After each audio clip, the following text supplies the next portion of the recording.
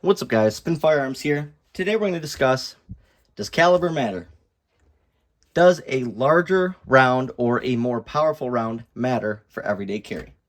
Now, this is actually a pretty simple argument to make, but we are going to have a full discussion on it because I see it from a lot of ways. But one thing I'm not a sheep. I'm not a follower. I carry how I want to carry. I carry what I like. And if you don't like it, it is what it is. But I'm also real at the same time. If it doesn't matter, and 9mm does the job, right? Which it does. I can admit 9mm is a great round. Most of my carry guns are 9mm. My favorite being the Glock 26. My favorite handgun is in 9mm, right? But if caliber didn't matter, and it's more about speed and accuracy, why aren't you carrying a 22? Why aren't you carrying this right here? Or if you go into the woods in bear country, why aren't you carrying this right here?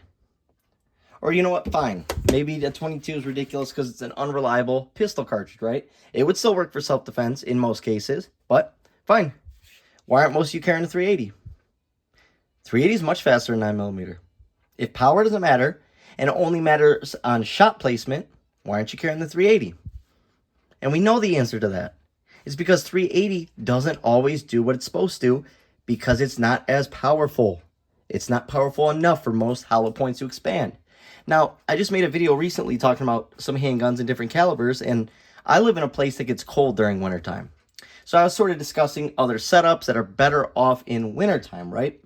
So if a 380 with a decent-sized barrel, I'm not specifically talking about this one, just any, but if a 380 with a decent-sized barrel has a hard time expanding hollow points sometimes, how is that going to perform in a winter where the person's wearing 5 layers, one of them being a set of bibs from Carhartt and a duck jacket? How do you think that 380 is going to perform? Right? It still might penetrate, but you really think it's going to do what it's supposed to do? So that's just some things I like to talk about and I like to mention. There are so many great calibers out there, but nowadays everyone is sort of brainwashed to 9mm, 9mm, 9mm. Well, let me show you something. Glock 27 Gen 3, Glock 26 Gen 3. They have the exact same trigger. I don't flinch when I shoot.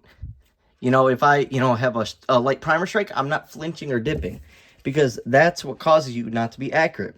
So if I have the same trigger, regardless of caliber, I'm placing these shots in the same exact spot. And yes, I may be a little bit slower with the 40, but it's not by much.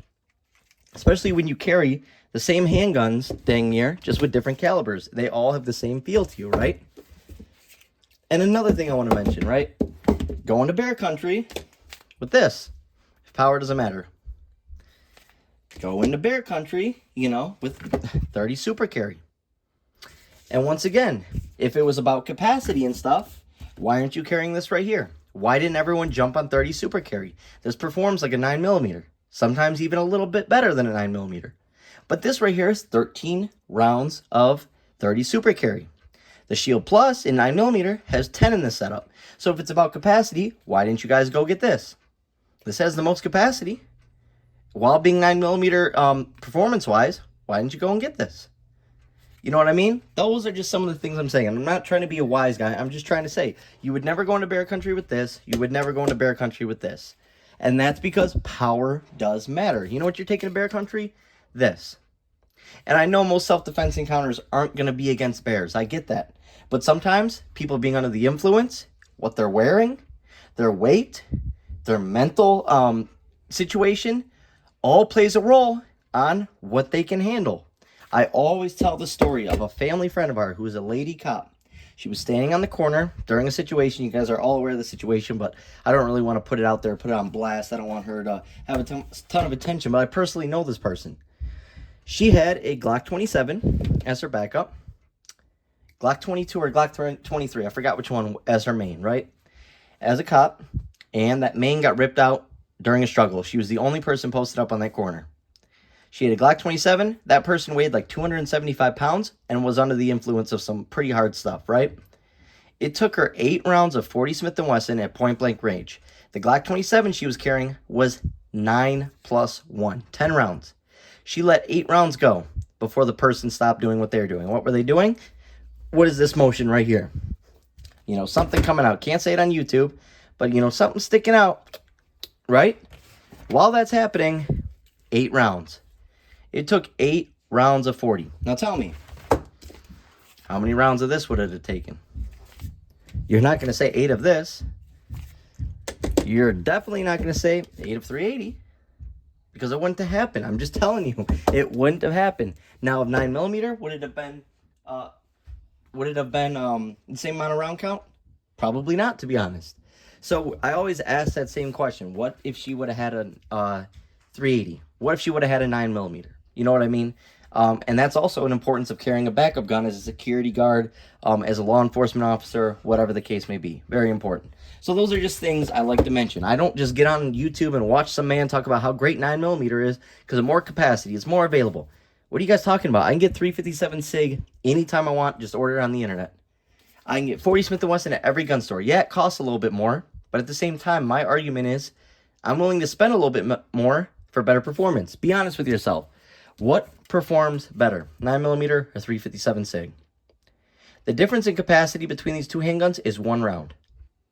How many rounds on average do you shoot in a self-defense encounter? Typically 3 to 5. This has 10 plus 1. This has 9 plus 1.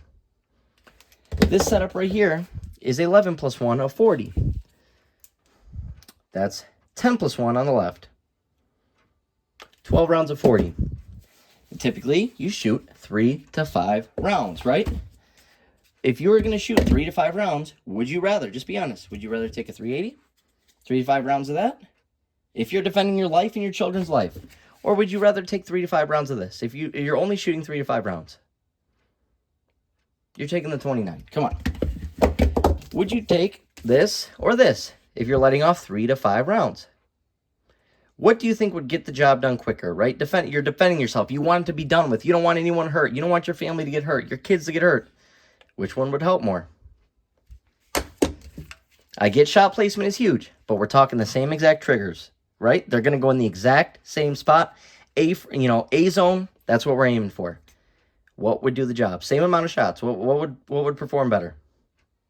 There's a reason why 357 SIG exists. It's basically like a 357 Magnum out of a semi-automatic handgun, maybe a little bit weaker. But there's a reason why there are more powerful handguns. In self-defense, I'm not saying it's all that matters. Number one thing is reliability.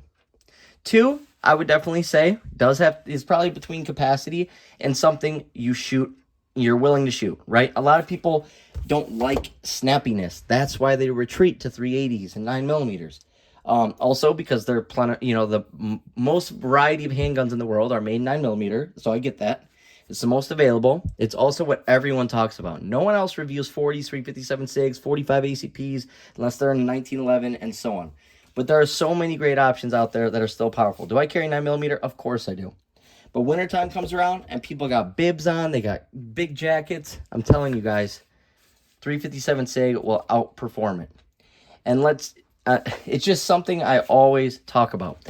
This is a great option right here too, like I was saying. This is 13 plus 1, so if you like 9mm, I don't see why people aren't flocking to this. This is $250 for this handgun, and it's 13 plus 1 or 16 plus 1 with that capacity, if you guys like the stopping power of 9mm. On top of that, there is a truth behind 500 foot-pounds of energy. When you hit 500 foot-pounds of energy, it basically does system shock to your body. It locks the person up. They can no longer do stuff, right, when you hit that 500 foot-pound energy. Well, what on the table can hit that? My Glock 39 and 45 GAP can hit that with the rounds I have. Double tap. My Glock 33, also with double tap or some Corbins, can hit that. My Glock 27 and 40 Smith & Wesson can hit that.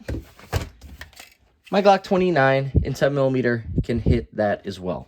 All of those can hit that 500 foot-pound of energy or greater, even out of the 3.4-inch barrels.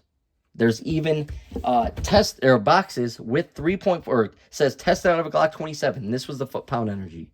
It's unbelievable. Am I saying sell all your 9mm, don't carry 9mm? Of course not. The number one thing is having a good, reliable handgun on you everywhere you go. The other thing people were talking down on is I said I carry even at my house. Well, if I get home, why would I take my handgun off me? Why wouldn't I just keep it in the holster?